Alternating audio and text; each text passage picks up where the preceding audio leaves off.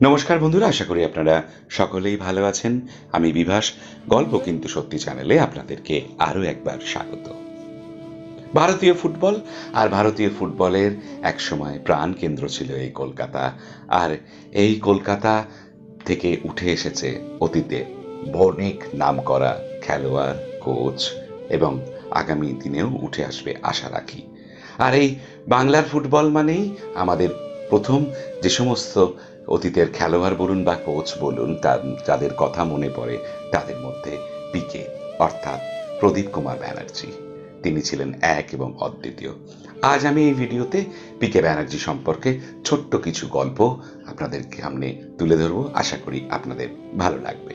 তো চলুন সময় নষ্ট না করে আমরা সেই গল্পগুলো একটু শুনে নিই। নৃপেন দাস তখন ইস্ট বেঙ্গলের সর্বময় কর্তা। জ্যোতিষ্ক অধ্যায় শেষ হয়েছে ক্লাবে। পিকে ব্যানার্জির কোচিংয়ে সেবার লিগ চ্যাম্পিয়ন হয়েছে ইস্ট বেঙ্গল।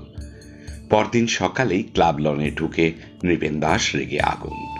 তাকে ছাড়াই খেলোয়াড়দের নিয়ে লনে লাল হলুদ পতাকা তুলে দিয়েছেন পিকে।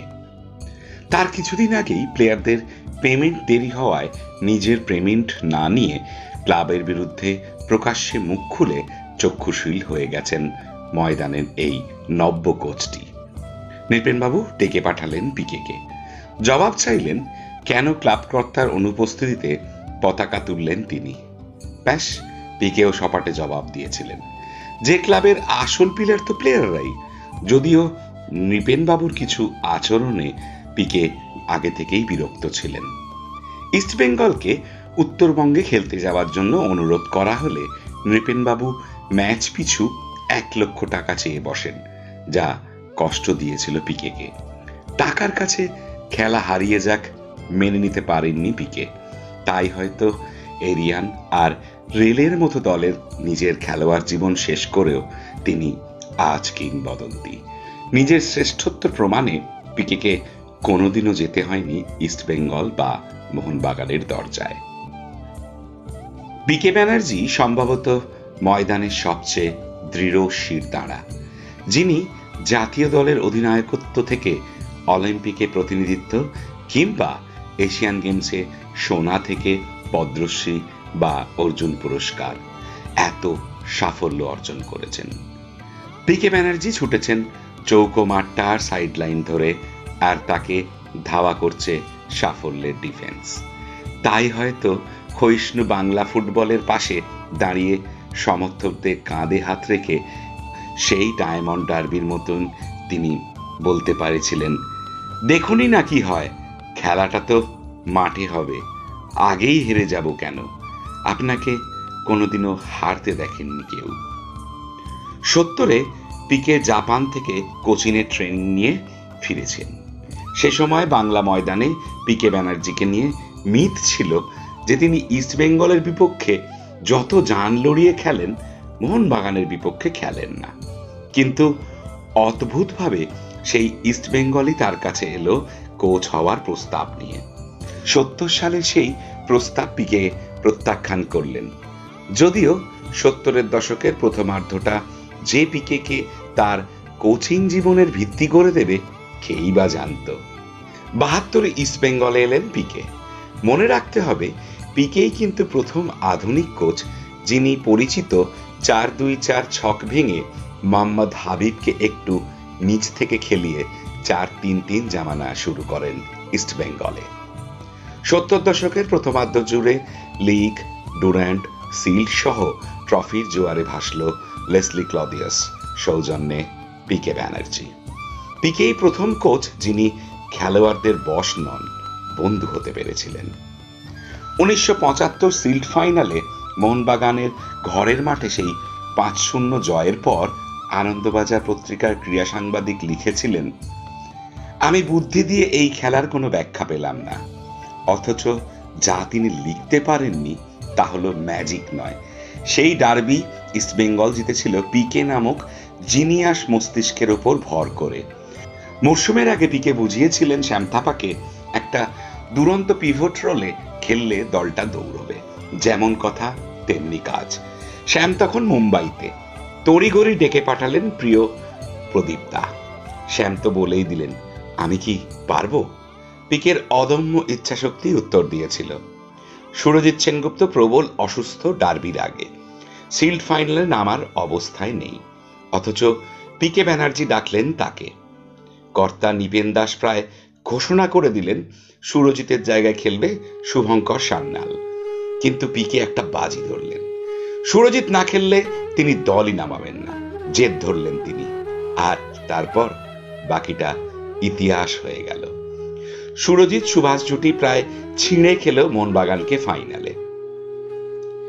পিকের জেদ প্রসঙ্গে মনে পড়ে আরো একটি ঘটনা। লিগের ম্যাচে মোহামেডানের মুখোমুখি ইস্টবেঙ্গল। সেবার মোহামেডানের টানা 4 বার লিগ জয়ের রেকর্ড ছোঁয়ার সুযোগ ইস্টবেঙ্গলের সামনে, কিন্তু সেই ম্যাচে চূড়ান্ত ফ্লপ হাবিব আর আকবর। গ্যালারিতে রটে গেল আকবর হাবিব মোহামেডানের জন্য ম্যাচ ছেড়ে দিয়েছেন। ইস্টবেঙ্গল সমর্থকরা ঘিরে ধরলেন পিকেকে, জবাব চাইলেন এই ব্যভিচারের। পিকে চেঁচিয়ে উঠে বলেছিলেন, লিখে রাখুন, এবার লিগ আমি ক্লাব তাবুতে ঢোকাবই, তার আগে কেউ আমার দলের সম্পর্কে এইসব বলে মনোবল ভাঙবেন না। হ্যাঁ, সেবার ইস্টবেঙ্গল লিগ জিতেছিল মহা সমারোহে, রেকর্ডও ছুঁয়েছিল কালো সাদা শিবিরের।